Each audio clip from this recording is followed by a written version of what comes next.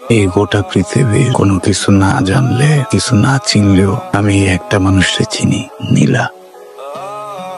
কিন্তু এই মানুষটা আমার চেনে না।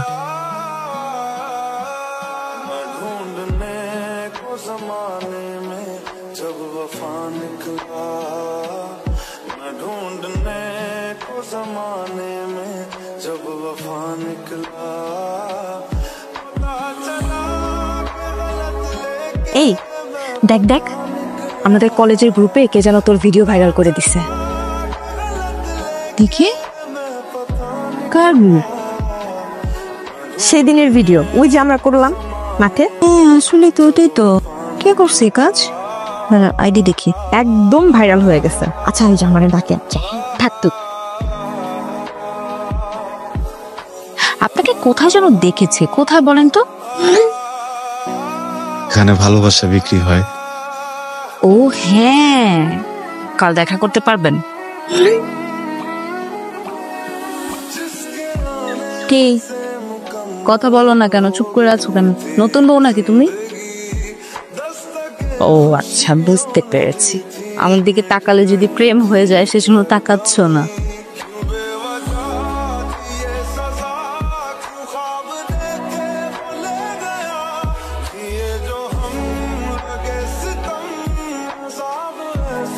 আমার যেন খুব ইচ্ছা হয় আমাকে কেউ ভালোবাসে, এরকম খোলা মাঠে বট গাছের নিচে হাঁটু গেড়ে বসে আমাকে কেউ প্রপোজ করে চিৎকার করে বলুক, হে পৃথিবী দেখো আমি এই মেয়েটার প্রেমে পড়েছি। ব্যাপারটা অনেক সুন্দর হবে না? বলো না, একদমই না।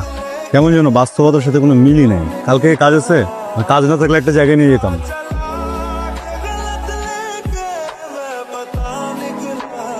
এত সুন্দর একটা জায়গা, এর আগে কেন আনো না আমাকে?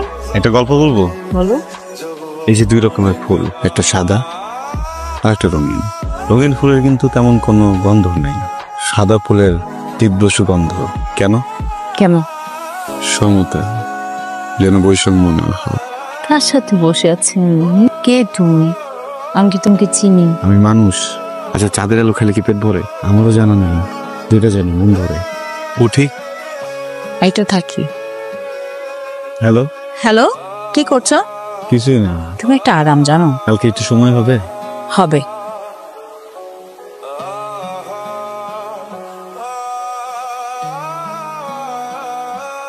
হে পৃথিবী দেখো, আমি এই সুন্দর মেয়েটার প্রেমে পড়েছি।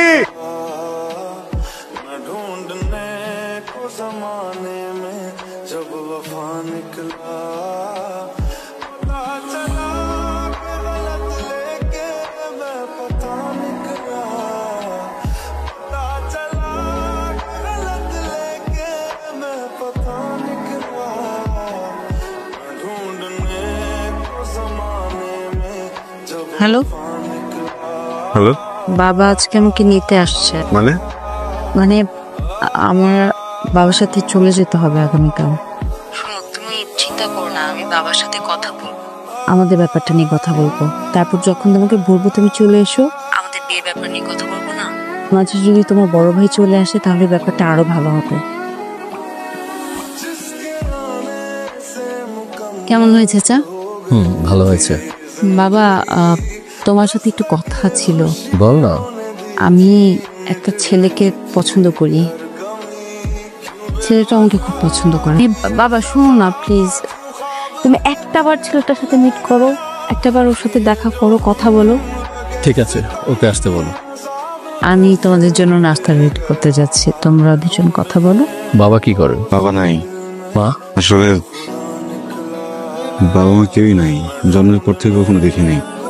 আপন বলতে একজন বড় ভাই আছেন। বাবা মা আছেন নাকি মারা গিয়েছে এই বিষয়টা ঠিক ক্লিয়ার না। বুদ্ধি হওয়ার পর থেকে কখনো আমার বাবা মারে দেখি নাই, জানি না ওনারা বাইচে আছেন কিনা। তো জানি জন্মের পর পর আমাদের ফালাইতে চলে গেছেন। দেখো বাবা, তোমার বাবা মাকে সেটাও তুমি জানো না, তোমার ধর্ম পরিচয় কি সেটাও তুমি জানো না। এমন পরিচয়হীন ধর্মবর্ণহীন একটা ছেলের কাছে আমি আমার মেয়েকে বিয়ে দিতে পারি না। কিন্তু আমাকে একটা সমাজে চলতে হয়। তোমাকে আমি কি বলতে চাচ্ছি আশা করি তুমি বুঝতে পারছো। দেখো বাবা, আমি আমার মেয়ের বিয়ে ঠিক করছি লন্ডনের পাত্রর সাথে। এনিওয়ে, নাস্তা করে যাও। প্লিজ তুমি আমাকে ভুল বুঝ না রাতুল। জামা তুই একটু রেডি হয়ে আয়, তোর নীল শাড়িটা পরে আয়। কেন? তোকে পাত্রপক্ষ দেখতে আসতেছে। দিলা কি অবস্থা? ওই তো আমাকেও চিনতে পারছে না। আপনি তো জানেন যে ছোটবেলা থেকে ওর ব্রেনে একটা সমস্যা ছিল। বাবা তুমি আসছো, তুই অনেক অন্যায় করছি, আমাকে মাফ করে দাও। আমার মেয়েটাকে তুমি বাঁচো বাবা। তুমি বোকা নাকি? আরে করতেছো কি? আমার কথাটা শোনো তুমি। আমার স্ত্রী নীলা। নীলা, নীলা তুমি আমারে বলতা না ব্যাবলার মতো কেন তাকায় থাকি? ব্যাবলার মতো তাকায় থাকি কারণ তুমি সামনে আসলে ভুলা যাই পৃথিবীর সমস্ত সৌন্দর্য।